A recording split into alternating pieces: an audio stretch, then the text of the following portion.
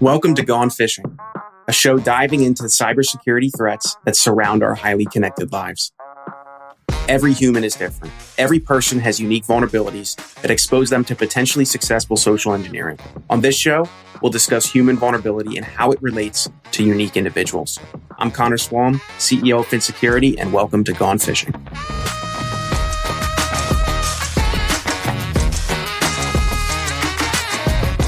Hey everyone, welcome back to another episode of Gone Phishing. I'm your host, Connor, CEO at Phin, and I am joined once again by the amazing Reid Wellock, president of FifthWall Solutions. Reid, how are you?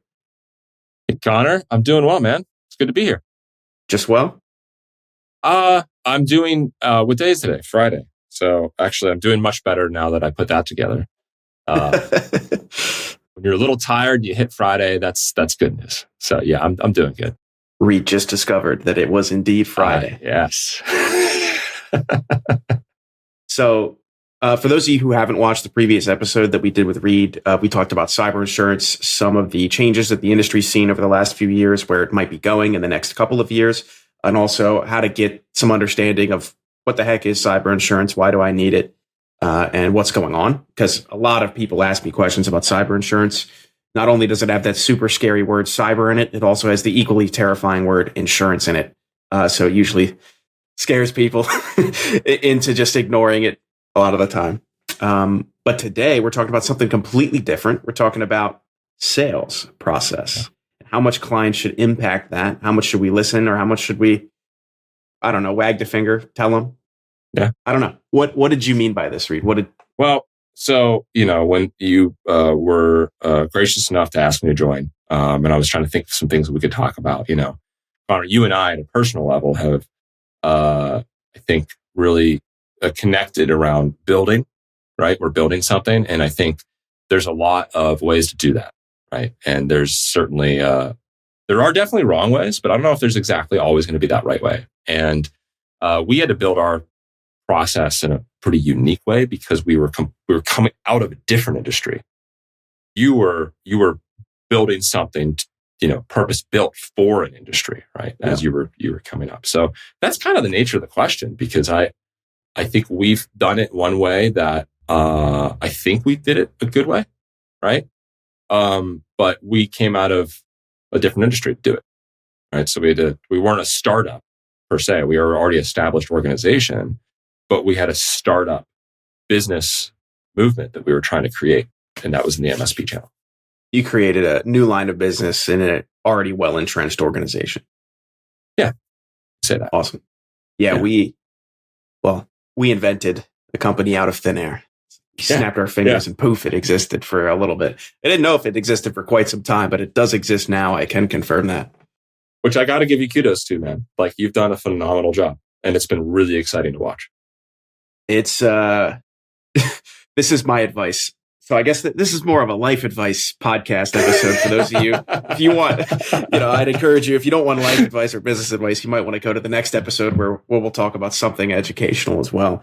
I talked to, so I still live close to where I went to college, University of Delaware. Mm-hmm. And when I was in college there, I flipped houses. So a lot of kids would ask me how are you doing this? What's going on? And I just did that to pay for my loans. And now kids ask me, it's like, what's it like being an entrepreneur? Like, I have this idea. Should I do it? I always give them the exact same advice. It's like, this is the worst thing I've ever done. This is the hardest thing I've ever done. This is the most stressful thing I've ever done. This, if I knew how hard it would be the moment I started it, I would have never done this at all. It's like, and that's not like, there's this really big like hustle porn culture that a lot of kids like jump into, where it's like, you got to work until your eyes bleed. And if you don't want success as much as you want to breathe air, you'll never make it. I think that's BS, if I'm being honest. Yeah. There is absolutely a need to work incredibly hard, and you need to work harder than everyone around you, because when you're creating a business, whether it's in a brand new space or whether it's in an existing space, you have to be able to answer one question, and it's, why am I the best in the entire world at this exact thing? And when you start your business, anyone listening or even you, Reid, when you start your business, what are you? You're the worst version of your service that'll ever exist, because you're brand new. And so that's why you need to work. You need to work so hard that like you get heartburn, and not because you're looking to get heartburn, but because if you're not constantly chasing that why am I the best in the world? Why am I the best in the world? You'll never gather enough value together for your clients to scale long term.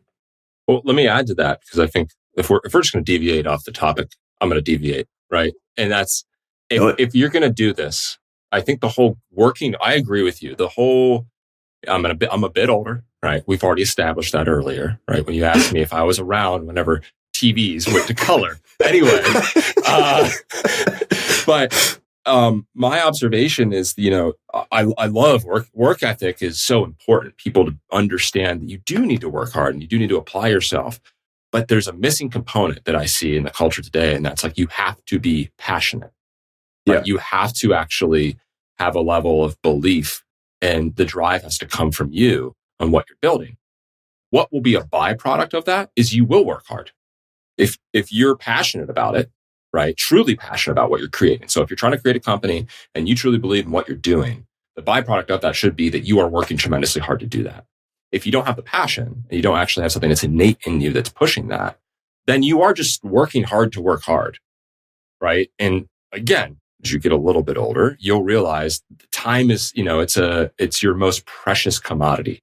It's your most precious asset. It's everything. And so don't just work hard to work hard. Be passionate. And if you're not passionate, find where that lies.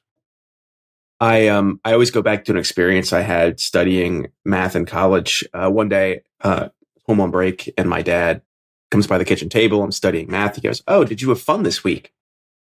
And I looked at him really quizzically, and I was like, "No, I haven't had fun this week. I haven't had fun this month. I haven't had fun this quarter. Like, I'm glad this semester's over. Like, this sucked."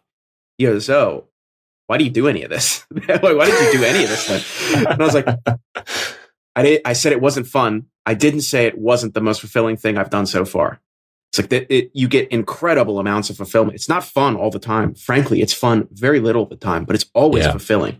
And I always try to talk to anyone trying to start a business. It's like, if your motivation is you want to make more money or you hate your job, that's not a passion fueled motivation.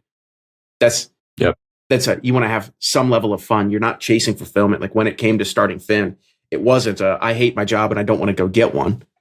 Right. It was I want to make a dent in cybercrime and I want to build a company people really enjoy working at. It's like, well, I can wake up and I can get fulfilled doing that every day. I can't wake up and get fulfilled by making, a little bit more money every day. It's just not how it works. Yeah. And you can certainly operate well enough operating solely out of necessity. And that's just to put this out there. I feel like we're first of all, Connor, very blessed to be able to be that selective. Yeah. First of all, that's a very rare thing. To be in a scenario and circumstance that allows us to do that. Yeah. Not everyone has that.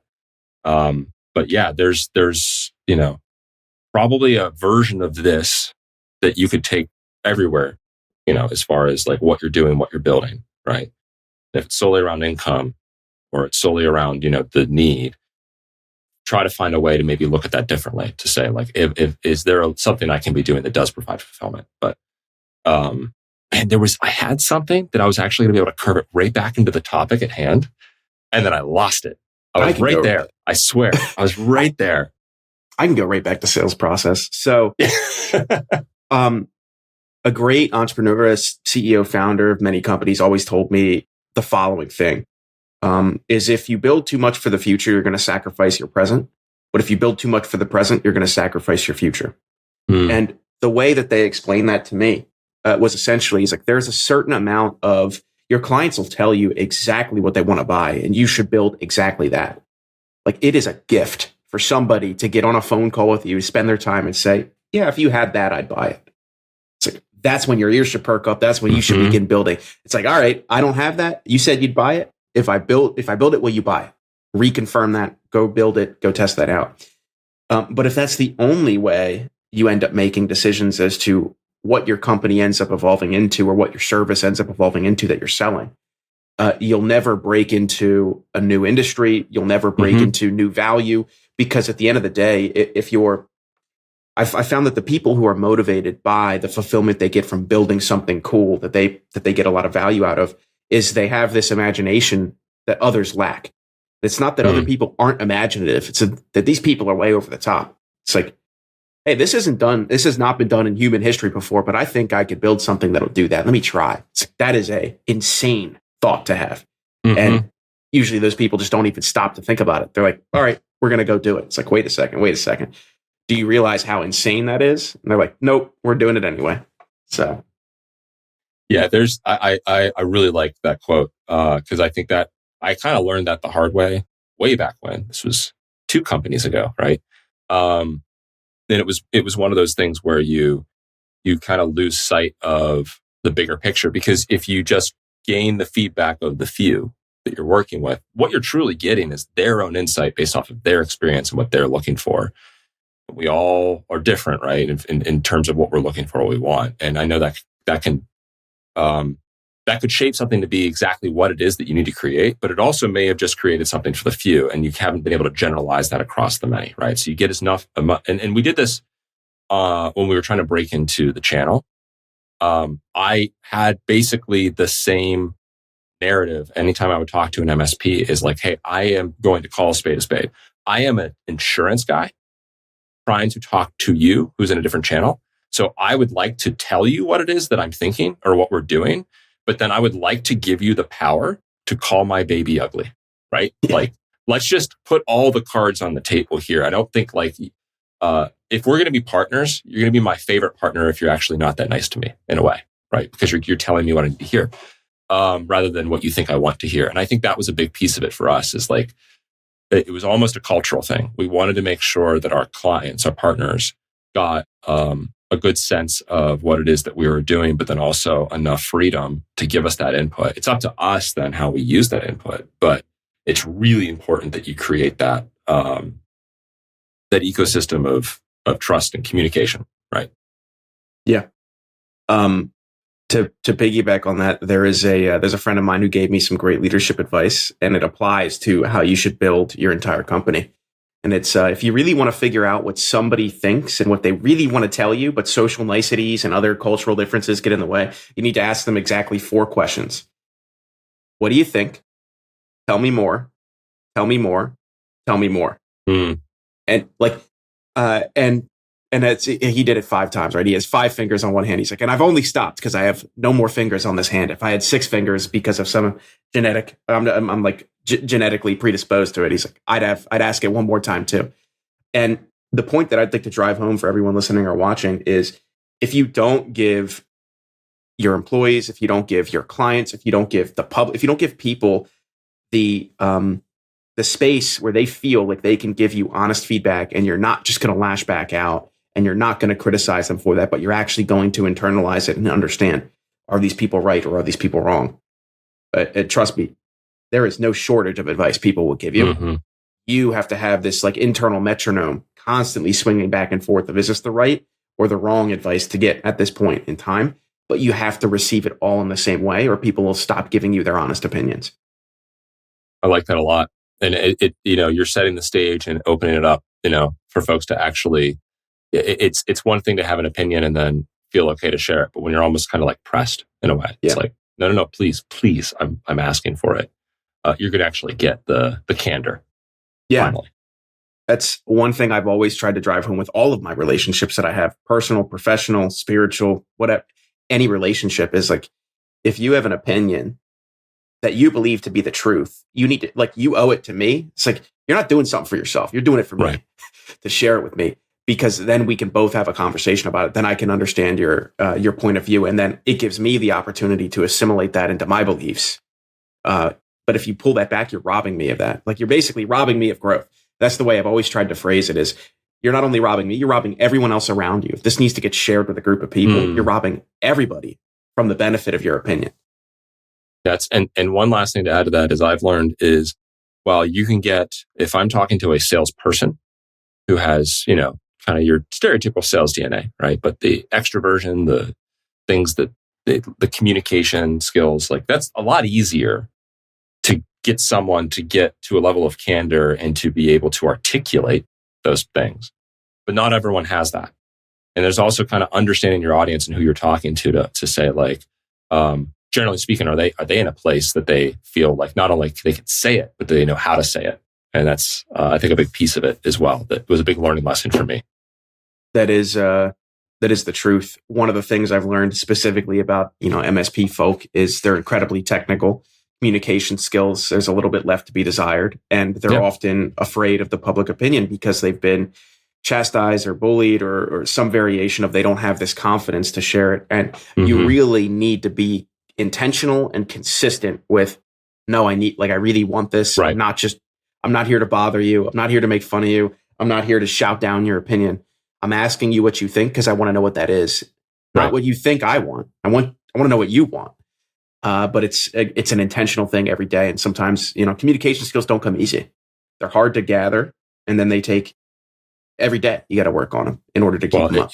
It takes for you to actually have some bad skills to start because I think it's one of those things like you learn the best the hard way. Yeah. And so a lot of us, no one was born the gift of gab. I think it's something that you slowly acquire. Some talk a little bit more than others, myself included. So you get to a certain point and then you realize you got to reel yourself back. Yeah, that's right. For folks who wanted to connect with you or connect with FifthWall, again, folks, if you haven't, please go watch the previous episode we did on some cyber insurance. But if they wanted to connect with you, where should they do that? Go to fifthwallsolutions.com/MSP. There's a very easy form you can fill out there and we'll connect with you. And if you're interested, teach you all the things about cyber insurance, good, bad, ugly. And we also, can talk about anything else because we got some good people here, which I think is going to be probably one of our next topics at hand that we can discuss. Awesome. Thanks so much, folks. If you're listening or watching, we will have links to all that in the show notes. Thanks for being here. I hope you enjoyed your time, and we'll see you on the next episode. My pleasure. Thanks, Connor. Thanks, everyone. Thanks so much for tuning in to Gone Phishing. If you want to find out more about high-quality security awareness training campaigns, how to launch them in ways that actually engage employees to change their habits, then check us out, Phin Security, at finsec.io. That's PHINSEC.io. Or click all of the wonderful links in our show notes. Thanks for fishing with me today, and we'll see you next time.